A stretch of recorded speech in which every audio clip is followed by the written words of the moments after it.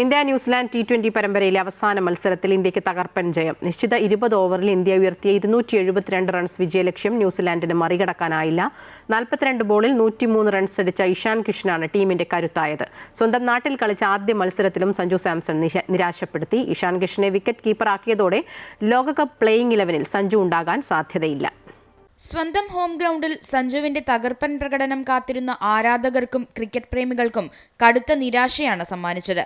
Form വീണ്ടെടുക്കാൻ കഴിയാത്ത സഞ്ജു കാര്യവട്ടത്തെത്തിയ ജനപ്രവാഹത്തെ നിരാശപ്പെടുത്തി. 6 ബോളിൽ 6 റൺസ് നേടിയ സഞ്ജുവിന് 46 റൺസ് മാത്രമാണ് ഈ പരമ്പരയിൽ നിന്ന് നേടാനായത്.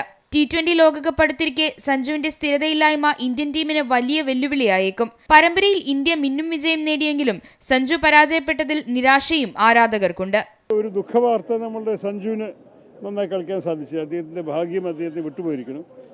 തീരെ ഭാഗ്യമില്ലാത്ത സീരീസായിരുന്നു അദ്ദേഹത്തിന്. സഞ്ജു അടുത്തൊരു കളിയിൽ നന്നായിട്ട് കളിക്കും എന്ന് നമുക്ക് പ്രതീക്ഷിക്കാം, ആഗ്രഹിക്കാം, പ്രാർത്ഥിക്കുന്നു. എന്തായാലും വളരെ സന്തോഷമുണ്ട്. സഞ്ജുവിൻ്റെ പെർഫോമൻസ് കുറച്ച്, പക്ഷേ hopefully he'll come back. He's a good sportsman, so will be coming back, expecting that. മാച്ചല്ലേ ഇതല്ലെങ്കിൽ വേറൊരു അവസരത്തിൽ.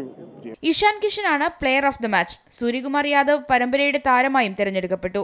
10 സിക്സും 4 ഫോറുമായാണ് T20യിലെ ഇഷാൻ കിഷന്റെ കന്നി സെഞ്ചുറി. 3-ാം വിക്കറ്റിൽ ഒന്നിച്ച ഇഷാൻ കിഷനും ക്യാപ്റ്റൻ സൂര്യകുമാർ യാദവും ചേർന്നാണ് ഇന്ത്യയുടെ കൂറ്റൻ സ്കോർ നേട്ടത്തിന് അടിത്തറയിട്ടത്. 272 റൺസ് വിജയലക്ഷ്യവുമായി മറുപടി ബാറ്റിംഗിനിറങ്ങിയ ന്യൂസിലൻഡിന്റെ ഫിൻ അലൻ 38 പന്തിൽ 80 റൺസുമായി തകർപ്പനടി നടത്തിയെങ്കിലും കിവീസ് പോരാട്ടം 19.4 ഓവറിൽ 225 റൺസിൽ ഒതുങ്ങി. 5 വിക്കറ്റ് നേടിയ അർഷദീപ് സിംഗും 3 വിക്കറ്റ് നേടിയ അക്ഷർ പട്ടേലുമാണ് കിവീസ് ബാറ്റിംഗ് നിരയെ തകർത്തത്. അമൃത ന്യൂസ്, തിരുവനന്തപുരം.